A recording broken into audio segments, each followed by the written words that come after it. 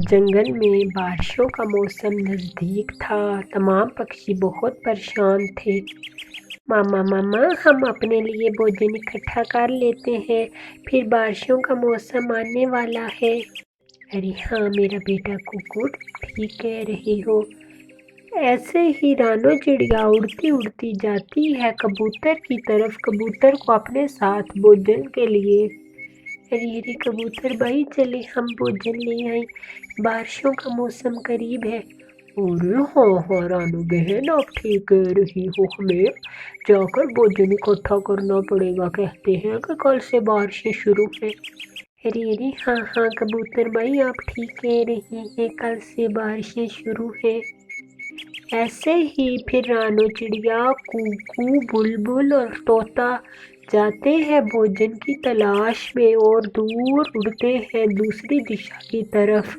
ایسے ہی ارے کبھی بھائی، بھوجن آپ بھی اکٹھا کر لیں، کہتے ہیں کہ کل سے بارشیں شروع ہیں، پھر آپ بھوجن مانگتے ہیں تو آپ کو کوئی بھی پکشی بھوجن نہیں دیتا۔ ارے چل چھوٹی چڑیا، تو اپنا بھاشن سنانے کہاں آ گئی ہے؟ ارے گوری بہن، میں بھاشن نہیں سنا رہی ہوں، میں تو اس لیے کہہ رہی ہوں کہ پھر آپ کو کوئی پکشی بھوجن نہیں دیتا میرے سوا، اس لیے آپ میرے ساتھ چلیں بھوجن کی تلاش میں، آپ بھی بھوجن لے آئیں۔ ایسے ہی رانو چڑیا کہتی ہے، ارے رانو ٹھیک ہے، ہم بھی چلتے ہیں، تم چلو ہم آ جاتے ہیں۔ پھر رانو چڑیا وہاں سے چلی جاتی ہے۔ گوری ہم کہاں بھوجن لینے جائیں، ہمارے سے تو نہیں جایا جاتا بھوجن لینے کے لیے۔ ہاں چھوٹی چڑیا کتنی تیز بنتی ہے۔ ہاں کالو، اس کے گیان تو سنو، اتنی بنتی پھرتی ہے کہ جیسے جنگل میں اس سے ہوشیار کوئی پکشی نہیں ہے۔ یہ پکشی لائیں گے بھوجن اور ہم ان کا بھوجن چرا لیں گے کالو۔ ارے واہ بھائی واہ گوری، کیا دماغ لڑایا ہے، ٹھیک کہہ رہی ہو تم، ہم ان کا بھوجن چرا لیں گے، ہمیں کیا محنت اتنی۔ ہاں کالو، ہمیں کیا ضرورت ہے اتنی دور جا کر بھوجن لے کے آنے کی، میرے سے تو نہیں اڑا جاتا، میرا تو سر میں درد ہو رہی ہے، اتنی دور میں تو نہیں اڑ کے جا سکتی بھوجن کی تلاش میں کالو، نہ ہی میرے سے جانے ہوتا ہے۔ ایسے ہی وہ آلسی کوے ایسے باتیں کرتے ہیں اور وہاں سے چلے جاتے ہیں۔ دوسری طرف رانو چڑیا اور طوطے نے ڈھیر سارا بھوجن اکٹھا کر لیا تھا۔ چڑیا، تم نے کالو کوے کو بتایا ہے کہ بارشوں کا موسم نزدیک ہے؟ ارے ہاں طوطے بھائی، میں نے بتایا ہے، کالو بھائی کو کہتے ہیں کہ میں آ جاتا ہوں، پر وہ بھی تک نہیں آئے، پر طوطے بھائی آپ کو تو پتا ہے گوری اس سے 2 پیر آگئی ہے۔ ارے چڑیا، اس دفعہ تو ہم اس کو ذرا بھی بھوجن نہیں دیں گے، دیکھنا جب بارش شروع ہوگی تو کالو کوا یا گوری بھاگے ہم پکشیوں کے پاس آئیں گے بھوجن لینے کے لیے، اس دفعہ تو میں ان کبوں کو کبھی بھوجن نہیں دوں گا، میری طرف سے تو مر جائیں۔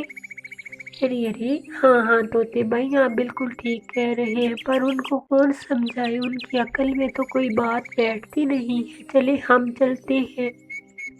ایسے ہی طوطا اور رانو چڑیا بھوجن لے کر آ جاتے ہیں اور دوسری طرف کالو کوا اور گوری کوی اپنے سیر سپاٹے کر آ جاتے ہیں۔ ارے گوری اور کالو، تمہیں بھی ذرا فکر نہیں ہے کہ کل برسات آنے والی ہے، پھر بھوجن مانگو گے؟ ارے چپ کر موٹی چونچ والے طوطے، بھاگ یہاں سے، تمہارا گیان اب لینا تھا، پہلے وہ رانو آئی اور اب تم آ گئے، چل یہاں سے بھاگ۔ ماما، انکل کالو، آنٹی گوری تو بھوجن نہیں تلاش کرتے، پھر وہ کہاں سے کھاتے ہیں اتنا سب کچھ، آپ مجھے بتائیں نا۔ ارے بیٹا، وہ چوری کر کھاتے ہیں، اور چور کرنے والے کی کبھی پیٹ نہیں بھرتا، ہمیں کبھی بھی چوری نہیں کرنی چاہیے، ہمیں من لگا کر اپنا بھوجن ڈھونڈنا چاہیے، اور میرا بیٹا، میری ماں کہا کرتی تھی کہ بارشوں سے پہلے بھوجن کھوج لیا کرے۔ ایسے ہی ماں بیٹا باتیں کر رہے تھے اور تیز گرج کے ساتھ بارش شروع ہو جاتی ہے۔ ماما مجھے بارش بہت پسند ہے۔ ارے ہاں کوکو میرا بیٹا، آؤ میرے پاس۔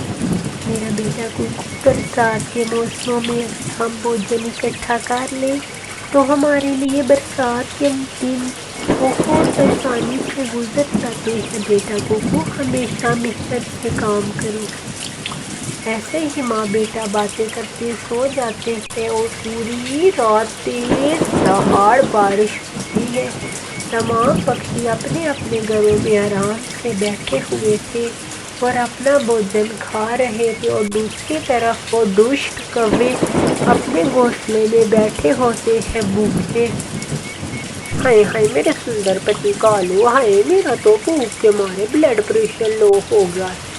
گوری گوری، میں نے تمہیں بولا تھا کہ ہم بھی بھوجن لے آتے ہیں۔ ہائے کالو، بات گئی وہ تو بات اب گئی، اب ہم کیا کریں؟ میرے تو پیٹ میں چوہے ہی دوڑ رہے ہیں، کرپیا کرو کہ کہیں سے بھوجن مجھے تو لا دو پلیز۔ کالو دیکھو نا، ابھی تو کتنی رات پڑی ہوئی ہے، کالو پلیز۔ ارے گوری، میں تو نہیں جاؤں گا کسی پکشی کے پاس، تمہیں پتہ ہے وہ موٹی چونچ والا طوطا کیا کہہ کے گیا تھا، اب میں تو اس طوطے سے بےعزتی نہیں کرواؤں گا، اور اس نے مجھے بھوجن بھی نہیں دینا ہے۔ تم جاؤ رانو کے پاس، کیا پتا تمہیں بھوجن دے ہی دے رانو تم پر دیا کر کر، پر تم نے رانو کی کبھی عزت نہیں کی اور نہ ہی کبھی بات۔ ہاں ہاں، تم تو ایسا ہی کہتے ہو مجھے۔ ارے گوری، اب جاؤ تم رانو کے پاس۔ ایسے ہی گوری کبھی پھر رانو چڑیا کی طرف چلی جاتی ہے۔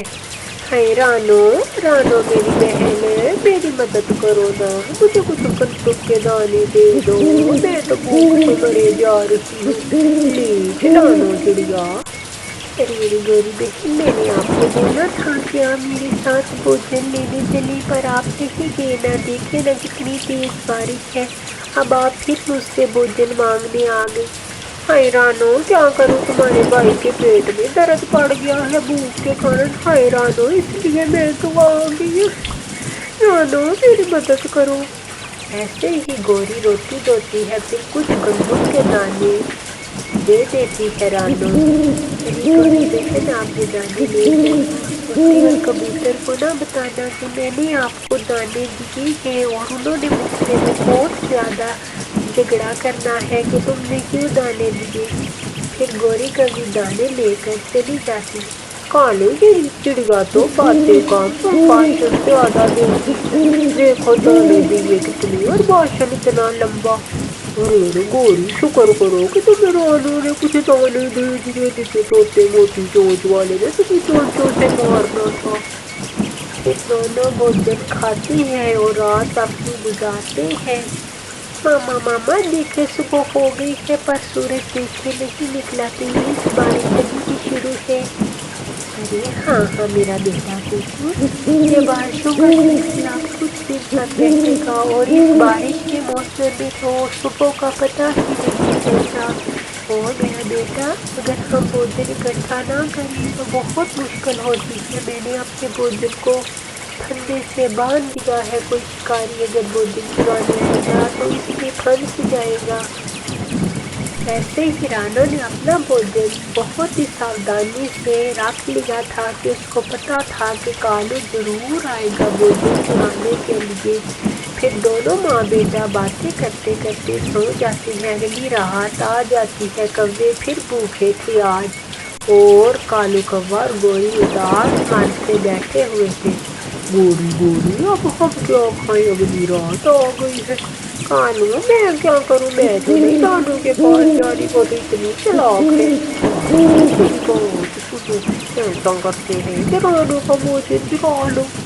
ہاں ہاں گوری، یہ ٹھیک کہہ رہی ہو تم۔ ہائے کالو، اگر بھوجن چرا لیا تو ہم مسکے سے بھوجن کھائیں گے، جاؤ تم رانو کے گھر کی طرف۔ پھر کالو آہستہ آہستہ سے اڑتا اڑتا رانو کے گھر کی طرف چلا جاتا ہے، رانو کی کھڑکی سے بہت مشکل سے رانو کے گھر کے اندر آ جاتا ہے، اور رانو نے جو پھندے میں اپنا بھوجن رکھا ہوا تھا، کالو کو تو نہ پتا تھا کہ رانو نے یہ جال بچھایا ہے۔ جیسے ہی کالو دانے اٹھاتا ہے، کالو کی گردن اس پھندے میں پھنس جاتی ہے، رانو اور کوکو اٹھ جاتے ہیں، اور ماں بیٹا اٹھ کر ہنسنے لگتے ہیں۔ کالو کی یہ حالت دیکھ کر اور رانو چڑیا ارے کالو، مجھے ضرور پتا تھا کہ تم ایسا ہی کرو گے، میرا بھوجن ضرور چراؤ گے، دیکھا دیکھا کیا ہوا تمہارے ساتھ۔ رانو رانو بہن، میری گردن ٹوٹ جائے گی، مجھے اس پھندے سے مکت کرو، آپ کا دھنیہ واد ہوگا رانو، مجھے مکت کرو اس پھندے رانو۔ کالو سے صحیح سے بولا بھی نہ جا رہا تھا، پھر رانو کو ترس آتا ہے اور رانو کوے کے گلے سے پھندا نکالتی ہے۔ کوے کا تو برا حال تھا شرمندگی کی وجہ سے۔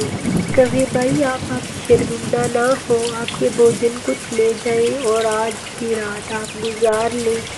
پیارے دوستوں، اس کہانی سے ہمیں یہ سیکھ ملتی ہے کہ ہمیں اپنے وقت پر اپنا کام کر لینا چاہیے کہ ہمیں آگر جا کر پریشانی نہ ہو۔ اگر آپ کو ہماری سٹوری پسند آئی ہو تو ہمارے چینل کو سبسکرائب کرنا